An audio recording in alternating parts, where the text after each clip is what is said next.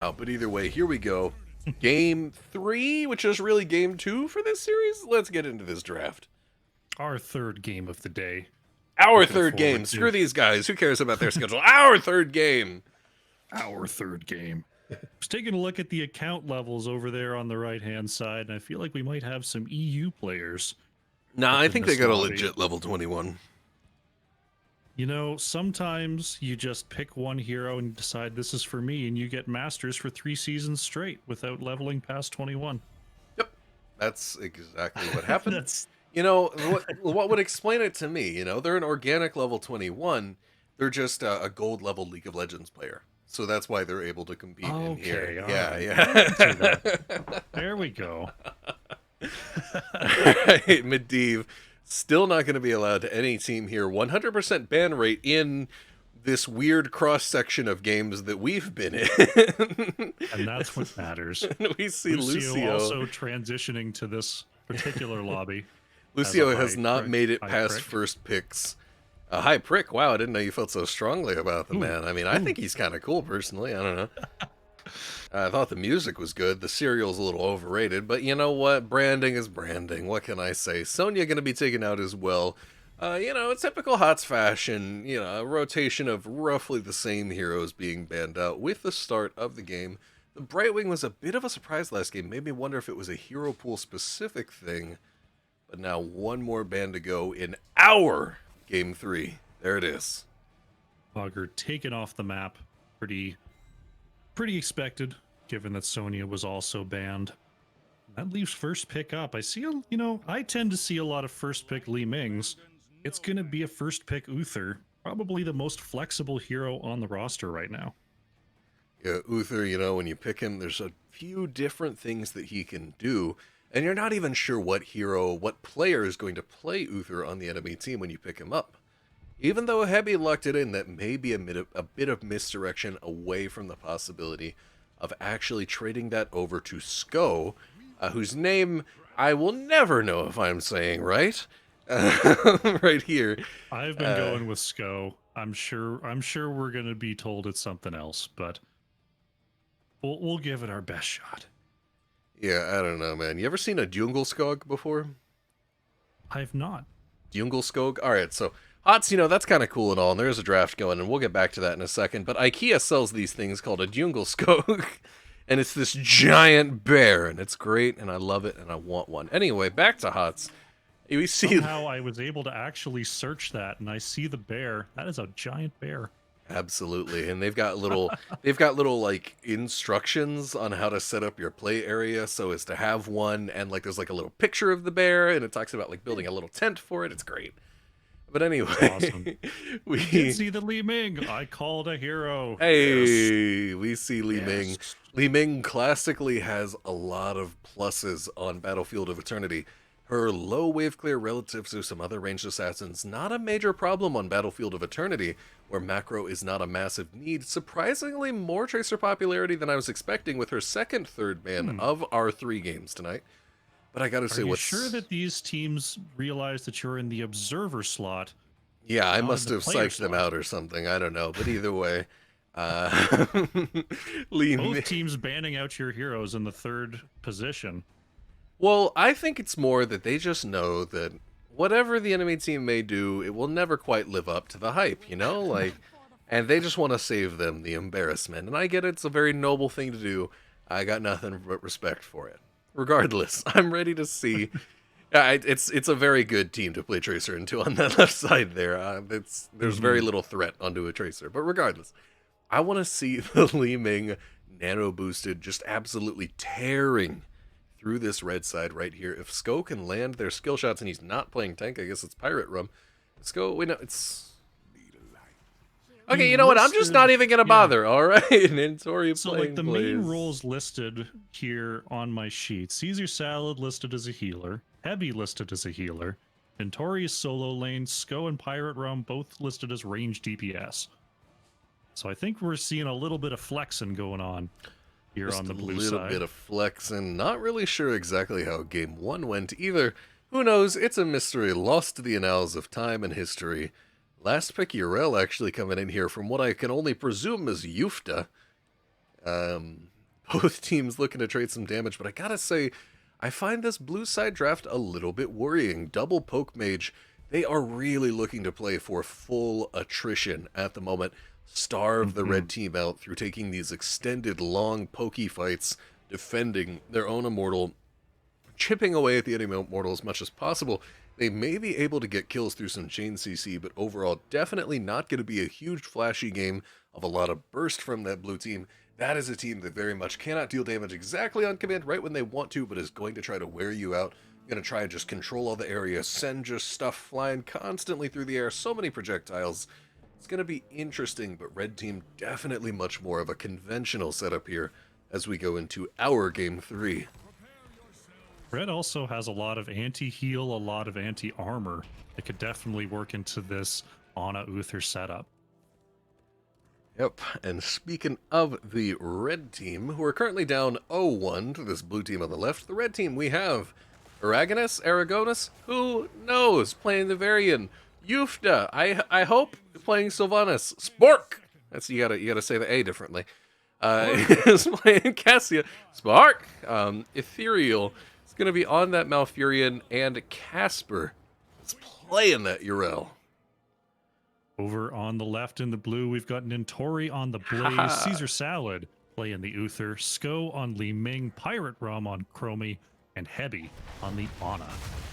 You know, when I actually finished saying the names, I hovered over Nintorii and was making a little bet with myself that you would go for his name first, and then I could pan to the rest of the team, and I was absolutely right.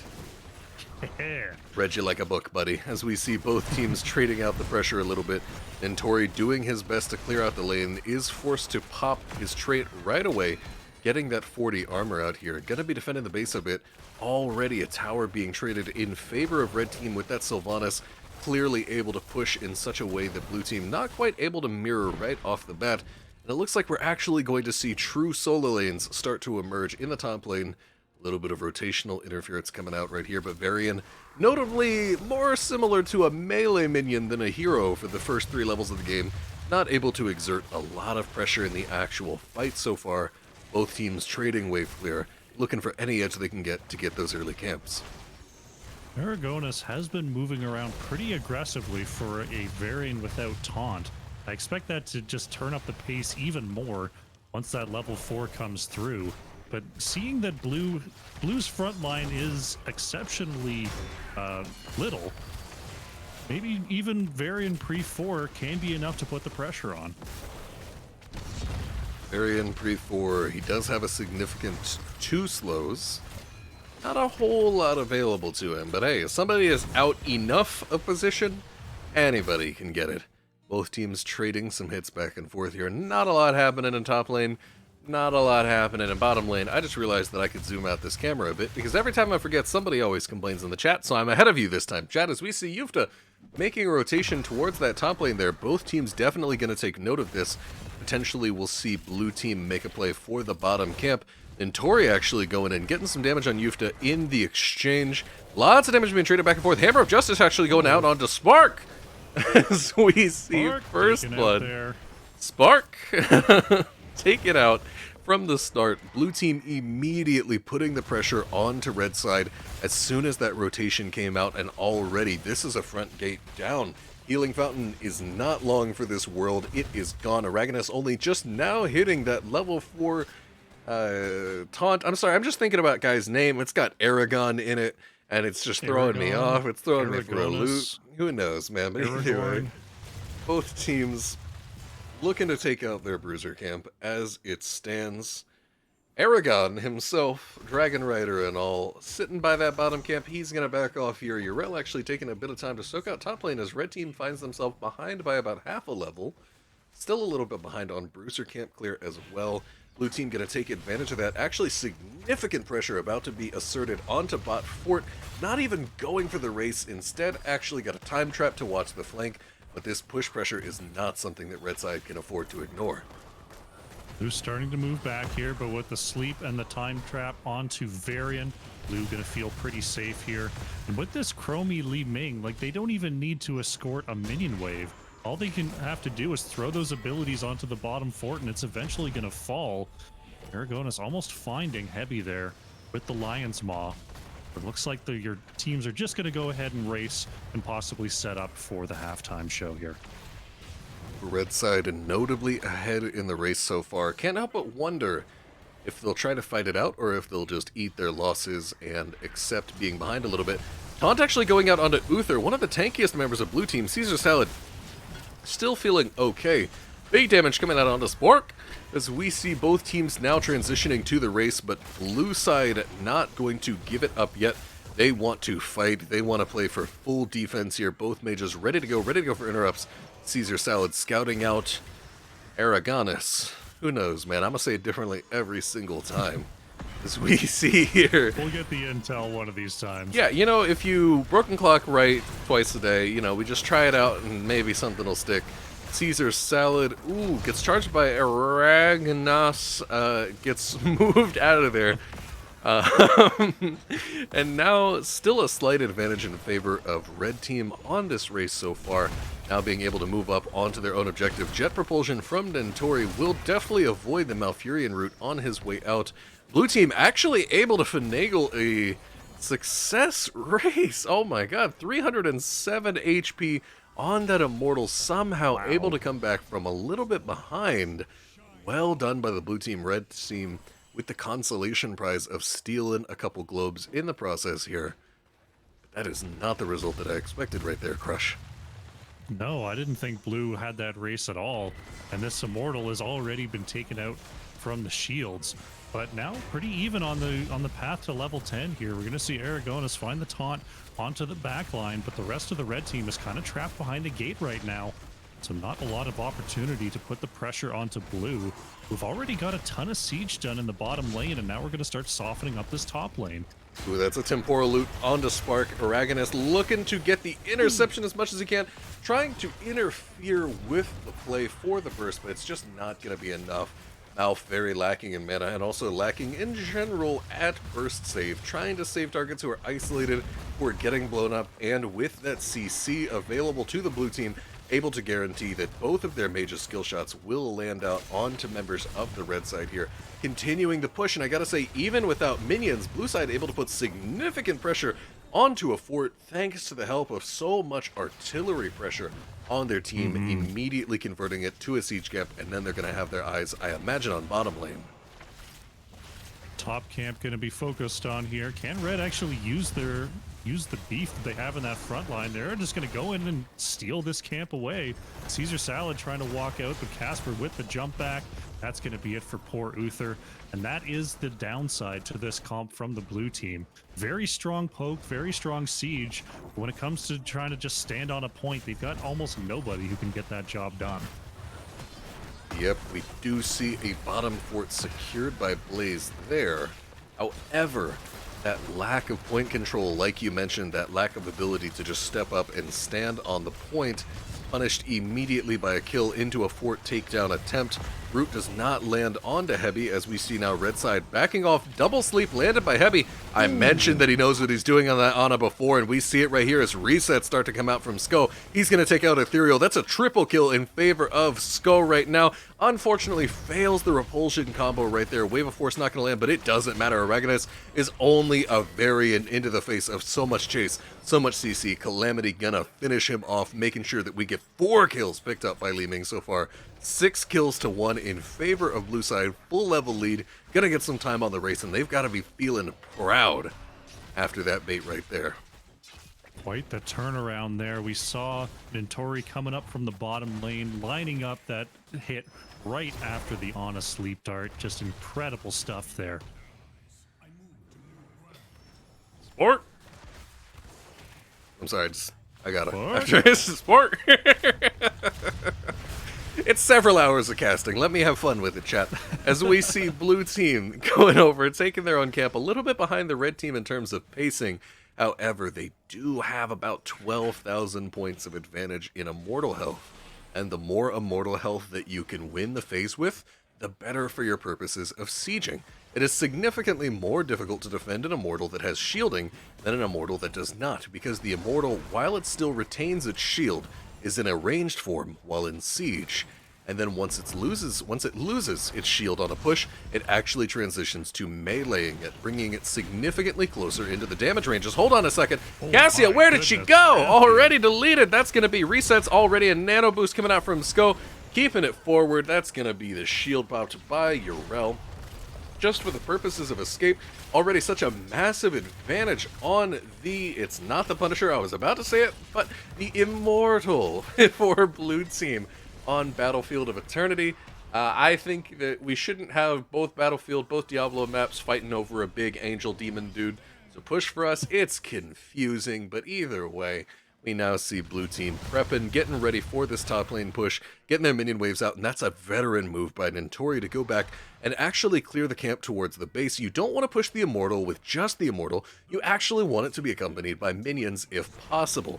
Having the minions available to you is so big. I mentioned it briefly in passing in a game earlier, but when you have minions pushing with you, people don't know this, 3 archer minions is more DPS than a ranged Greymane, even with his 50% attack speed boost completely active onto buildings. It's absolutely huge! D-Storm goes out onto Spark. I don't know who that Spark guy you mentioned was, but Spark was kind of in some danger right there. Will actually be okay. Neither team getting any kills so far. Bunker will go out Skogh, finding himself very low, but they do have double support for a reason.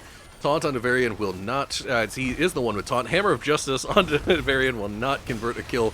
The poke war continues. Such a healthy Immortal. So much artillery from the likes of Li-Ming and Chromie. Even with this stellar base defense, even with no deaths, hold on a second, taunt onto Chromie, gonna get cleansed, followed up by a timeout. PyratRum is not liking the position he finds himself in. Deep behind enemy lines, will get rooted out. Red team continuing the chase as it moves on, and this isn't done yet. Skogh looking to find some sort of reset off the edge here. Casper jumping out of harm's way. And blue, they may not be done. They're setting up. Jufda going to go ahead and scout that out with the Haunting Wave. But blue, they're sticking around quite a while here. They don't have their Chromie. They've got the rest of the crew. Looks like Uther going to try to use that speed boost to get on out of here as Spark finds the launch there onto Li-Ming. Skogh actually getting the kill there onto Cassia. Nintorii has to pop the bunker to stay alive. And this fight just continues on. Casper getting stunned out. That's going to be Yrel going down. And Skogh is on the chase. Ethereal trying to wiggle away from those magic missiles. Now doubling back. Caesarsalad going to try to chase that. It looks like Ethereal securing the escape for the rest of Red will finally go down. I gotta say, I think that was a situation where staggering actually makes a lot of sense. In that if you die too many of you too quickly, there is the faint possibility of core. I don't think it's super realistic, but I think that splitting out the kills just a little bit completely negates the possibility. Blue team now is going to take control of the map. They're going to have 16 soon, however. Red team's still waiting for Malf to come up only just now. Red team has a very small window to try to get back in this before a nearly guaranteed heavily advantaged Punisher for blue side. They need to get a pick here soon. They've got plenty of tools available to do it. If they can just create such an opportunity, they can get back in this game. Looks like they're going to split to try to take both camps simultaneously, get some big pressure in that top lane, but the double pressure in the, is it going to be double pressure? It is going to be double pressure in the bottom lane from blue is going to be pressuring onto a keep as well. And level 16s are almost here. Red is very low on time if they want to make something happen in this team fight. See, Krushinator, let me give you a little caster pro tip, okay? You say, oh god, and of course, every time I try to meme, something happens. Jufda getting currently zoned out, not able to time the loop right, so as to avoid it with his own invulnerable right here. Skogh already creating a kill. Make it 2 for Skogh at the moment, getting those resets out of the way. Ardent Shield already popped. Ethereal deftly able to dodge the Arcane Orb, still getting run down, given it sidesteps for days. However, that will be a Cassia kill, affording Skogh just enough resets to take out Malfurion. Yrel out of the fight, doing their best to wave clear, but with 4 members of their team dead and so much immortal health going over to the blue side, this is going to be a very, very hard task for blue team, for red team to try and defend against the blue side here. Not even able to keep their own bruiser camp. Blue team giving red absolutely no chances, nothing to do. If they so much as look at them funny, blue team will immediately pull up with their double mages with their chain CC and get those resets rolling once more. This is going to be a nearly full health immortal going on to a keep with no gate on it. There's a very high chance that we're going to see the game decided here soon. Eragonas moving out to the mid here, trying to make something happen before the Immortals come in. Protects shield wall there from Eragonas, as Red is now on the chase, but Varian could be in trouble here. Taunt out to try to escape. Time loop coming on out as well. Skogh on the backline is nano boosted, trying to duel out with Spark. There's the surge of light. It's not going to be enough. Cassia goes down. Nice aim on those magic missiles. In the meantime, Sylvanas did also fall. Ethereal, may have found out where Eragonas was trying to back to base. And now Red is just being picked off. There's the 4th kill. Casper does not have the ult available. Uses the Hand of Freedom and the Divine Steed, and that speedy goat is on the way out. But GGs have been called, and I think that's pretty much going to be it. Top lane is pushed in with 4 catapults, taking the core already down to 39%. And that is going to be it for this series, game number 2. And I gotta say, in that last situation, I'm not really sure what was going on with that back. When you're in such a situation where you're down multiple levels, you've got a full health Immortal about to push into your base, that is actual do or die territory. You cannot afford to back. You don't get another shot at the fight. You need to put everything out on the line right there because you will not get another shot at it. Definitely some smart play. We're definitely seeing some veteran thought processes. You can see the experience from the blue team so far right there. Unfortunately, that will close out yet another series. Every series that is being played tonight in the free agent tournament is a best of 3. Blue team is currently, before that game, they were up 1-0, so they're now up 2-0. So once again, Krushinator and I are just going to have to sit out here bumming, waiting for another random loose lobby to open up that we can hop on into. Looking forward to getting it in, but the schedule a little bit murky at this point in time as we try to wait and see what awaits us here soon.